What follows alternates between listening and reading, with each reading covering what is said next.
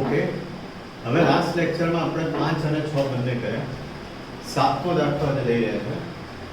બહુ જ ઇમ્પોર્ટન્ટ, ઘણી બધી વાર પૂછ્યો હશે, સ્કૂલમાં પૂછી શકાય. 3 ભાગીદાર છે, નિવૃત્ત કોણ થાય છે? સિદ્ધિ.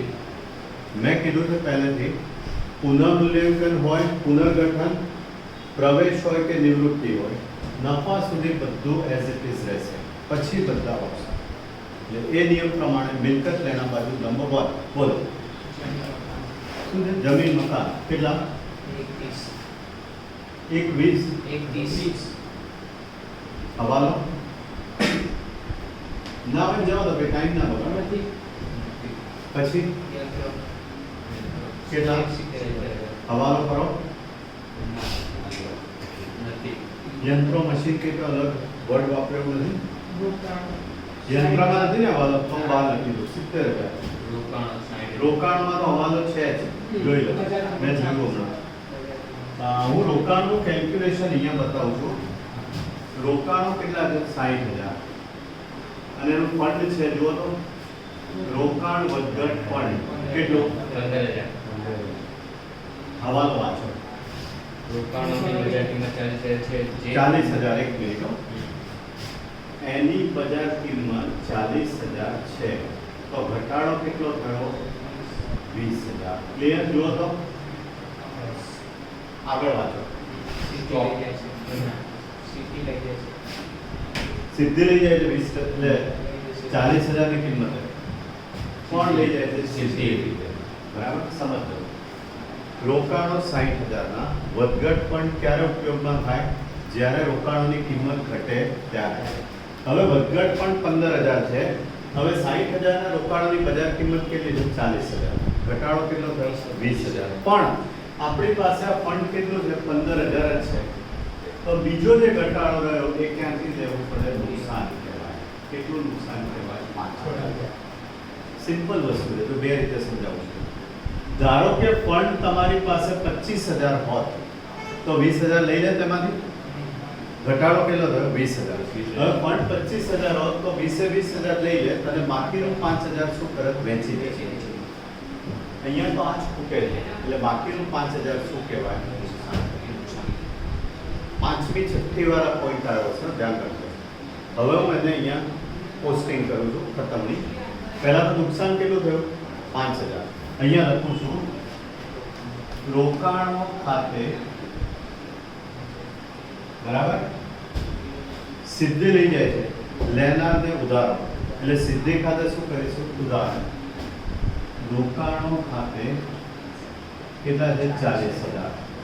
અને રોકાણમાંથી આ બંને રકમો શું થઈ જાય? માઇનસ. સીધી જ ખતમની છે. માઇનસ નુકસાન 5,000 માઇનસ સિદ્ધિ કેટલામાં લઈ જાય છે? 40,000માં. બરાબર, ઓકે. એટલે સોરી, રોકાણ મેં લખ્યા જ નથી, આ તો યંત્ર છે. એક મિનિટ હું લખી દઉં રોકાણ. હું વિચારું છું આટલો બધો ગેપ કેમ આવ્યો? થોડું 55 રોકાણો 60,000 માઇનસ નુકસાન કેટલું આવ્યું? 5,000. માઇનસ સિદ્ધિ લઈ જાય છે કેટલામાં? 40,000નું. અને માઇનસ ફંડ કેટલાનું વાપરી નાખ્યું? 15,000. એટલે રોકાણો કેટલા થઈ ગયા? 0. અને રોકાણો વધારે કિંમતે લઈ જાય કે ઓછી કિંમતે? પણ રોકાણો તો જાય જ ને, જાય તો જમા, એટલે 0 થઈ જાય. બરાબર, આ રીતે. સિદ્ધિ લેનારને ઉધારો, નુકસાન હંમેશા ઉધાર થાય, અને ફંડ 15,000 વાપરી નાખ્યું, એટલે રોકાણો કેટલા થઈ ગયા? 0. સ્ટોક કેટલો? 35,000. હવાલો વાંચો. છે? ચાલો પછી છે? બરાબર, જુઓ.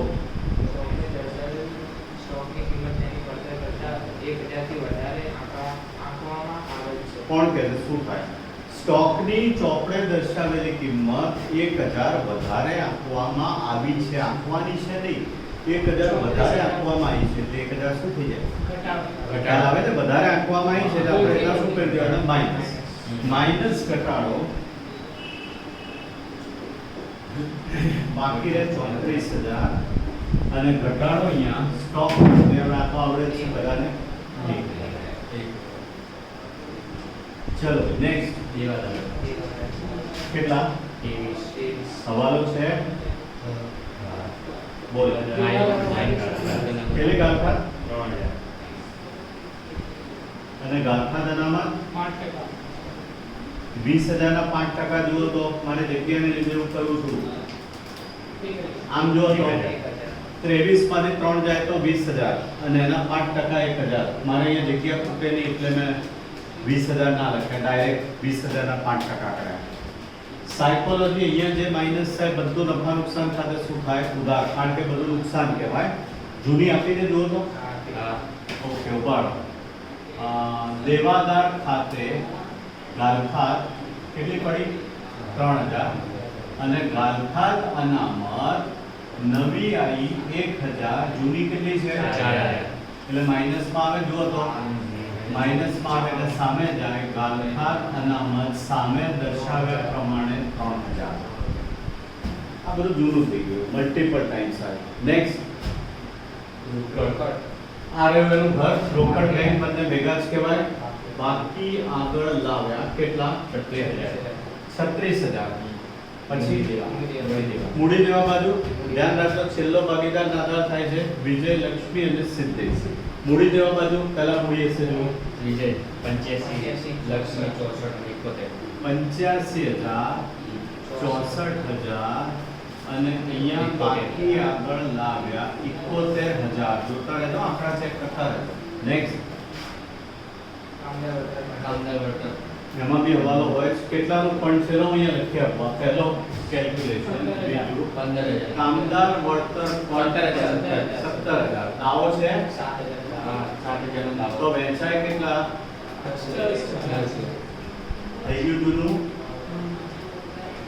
અકસ્માત વળતર ફંડ એટલે જો કોઈને અકસ્માત થાય કામ કરતી વખતે તો પેઢીએનો દાવો આપવો પડે તમારી સામે ક્લેમ કર્યો એના માટે ફંડ ઊભું કર્યું 17,000 નું પહેલા દાવો આપ્યો તમારી સામે દાવો કર્યો 7,000 તો વધશે કેટલા 10,000 બરાબર અહીંયા લખી દઉં છું દાવાની જોગવાઈ વળતર ફંડ લખો તોય ચાલે અને વેચી દઉં છું કામદાર વળતર ફંડ પ્રમાણ બોલો 5,000 સેમ જ થાય 5/3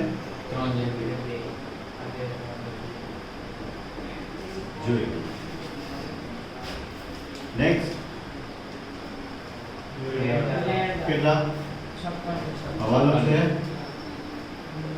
લેણદારમાં હવાલો 56,000 છે ના ચલો નેક્સ્ટ પ્રોવિડન્ટ ફંડ કેટલું 43 નેક્સ્ટ બોલો હવે પાઘડી અને મૂડી સિવાય કોઈ હવાલો ખરો જુઓ તો સ્ટોક તો આવી ગયો નથી ને ના પાઘડી છેલ્લે બાકી સિદ્ધિને 5,000 નિવૃત્ત ભાગીદાર પાઘડી અને મૂડીનો હવાલો આવે એ પહેલા નફો કે નુકસાન શોધી નાખો હવે એ જો તમે નુકસાન આવે ને ભાઈ 6,000 ચેક કરી લે દરેક જણ ખોટ અથવા નુકસાન વિજય લક્ષ્મી અને સિદ્ધિ શોર્ટમાં લખ્યું પ્રમાણ 5-3-2 છે ને 5-3 ભાઈ નુકસાન જો ધ્યાન રાખજો બધું અટકું ના હોય આપણને તફાવત આવે છે એટલે અહીંયા લખી દઈએ પુનઃ મૂલ્યાંકન ખાતે ખોટ લખો તો ચાલે 3,000 1800 અને 1200 અહીંયા પુનઃ મૂલ્યાંકન ખાતે થઈ ગયું જોઈ નેક્સ્ટ હવે ભાવે પહેલા પાઘડી અંદર નહીં લો પહેલા નિયમ ક્લિયર હોવો જોઈએ જૂની પાઘડી છે ના જોઈ લો હોત તો અહીંયા મેં ખાતું બનેલું હશે પાઘડીનું બરાબર હવે નવી પાઘડી ધારો કે આપણે 3 ધંધો કરીએ છીએ હું નિવૃત્ત થઉં છું મને આપવાની એટલે મારા ખાતે જમા થાય અને તમારા બંને ખાતે શું થાય ઉધાર આમનો ક્લિયર હોવું જોઈએ અંદર જોવાનું જ નહીં પહેલા બેઝિક્સ તમારું ક્લિયર હોવું જોઈએ કે જે ભાગીદાર નિવૃત્ત થાય છે અને જમા થાય અને બાકીના બેને શું થાય ઉધાર કેવી રીતે હું લખું છું જોજો વિજયના મૂડી ખાતે ઉધાર લક્ષ્મીના મૂડી ખાતે ઉધાર તે સિદ્ધિના મૂડી ખાતે. બરાબર. હવે ઉભા રહો. બીજી વસ્તુ, આ પાઘડી કયા પ્રમાણમાં વેચાય? લાભ. પ્રવેશમાં ત્યાગના અને નિવૃત્તિમાં લાભ. હવે લાભનું આપ્યું છે કે મળે એવું લાગે એવું તમને? નવું લાભ બરાબર શું કરું છું? નવું પ્રમાણ માઇનસ વિજય. ભાઈ નવું બોલો તો કેટલું આપે છે? 2 છે 3. 2 પંચમાંશ અને 3 પંચમાંશ. જૂનું 5 3 2 છે. જોજો 5 દશાંશ અને 2 પ્રતિ 3 છે બીજા 5 3 લેવો. ઘણા મેથ્સ કેવું હોય 3 માં 3 જાય 0, માર્ક આવે 0, માર્ક આવે 0. ચોકડી ગુણાકાર કાયમની જેમ જ. એટલે લસા લેવો તો આપણે 20 માઇનસ 25 ભાગ્યા 50, 30 માઇનસ 15 ભાગ્યા 50, પતિનું માઇનસ આવી ગયું 5 ના છેદમાં 50 અને 15 ના છેદમાં 50.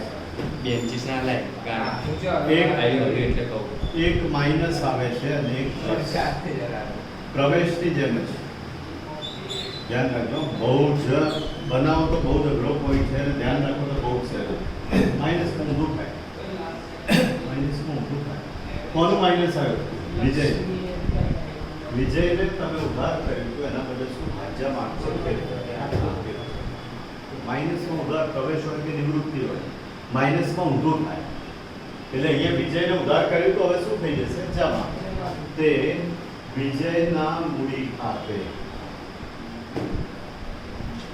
આ નિયમ. હવે પાઘડી કેટલી આપી છે બોલો?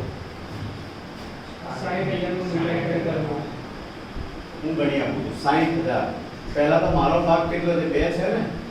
2 દશાંશ એટલે મને 12,000 આપવાની. જુઓ તો સિદ્ધિને 12,000, વિજયને આપવી પડશે. દર વખતે 12,000 તો કરીએ છીએ આપણે, જે રિટાયર થાય નિવૃત્ત થાય એનો ભાગ. પણ વિજયને કેટલી આપવાની છે? 5/50. 6,000. જોઈ લો. વિજયને આપવાની 6,000 એટલે ટોટલ પાઘડી થાય 18,000. ટોટલ પાઘડી થાય 18,000. ધ્યાન રાખ્યું તો બિલકુલ અઘરો પોઈન્ટ નથી. ભલે માઇનસ આવ્યો હોય, જમાને ઉધારને બદલે જમા. આપવાને બદલે લે. પહેલા આપવા પડે, હવે એને આપવા પડશે પેઢીએ, લેશે માણસ. ઓકે.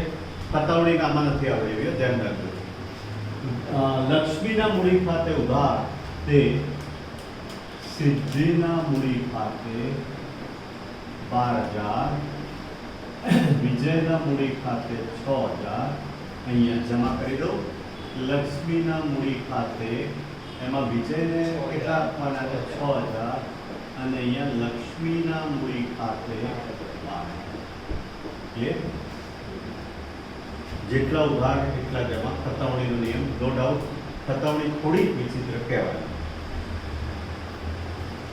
ઉધાર બંનેને શું કહેવાય? ઠીક છે. Next point. રોકડ આવે કે જાય? જાય તો કોને ઉધારીને? સિદ્ધિ. સિદ્ધિ ખાતે ઉધાર તે રોકડ બેંક ભેગું લખું છું. પેલા 12,000 છે ને? અહીંયા સિદ્ધિના મૂડી ખાતે 12,000. પતી ગયું બધું? બીજું કઈ નથી કીધું? જરા જોઈ લો એકવાર. બહુ સારો દાખલો છે. ખાતા બંધ કરીશું. સિદ્ધિને કેટલા રોકડા ચૂકવવા આપ્યું એટલે હવે જે રકમ રહેશે શું કહેવાય? લોન કહેવાય. કઈ ના કીધું હોય તો બધું જ લોન લેવાનું. મેં પહેલો દાખલો ગણાવ્યો. અહીંયા એને કીધું છે, હું જરા જોઈ લઉં. 85,000.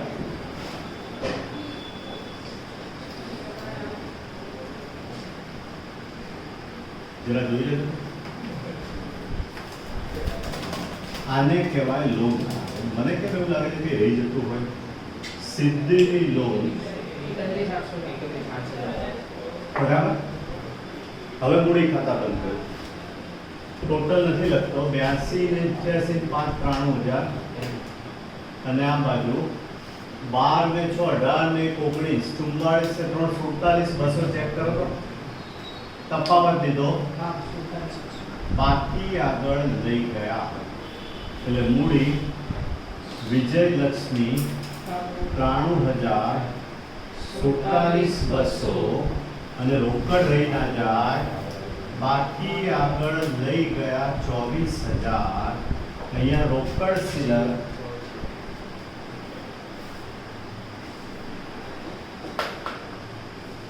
હવે જેમાં માનતા નામ લો ટોટલ બંને બાજુ મળવું જોઈએ.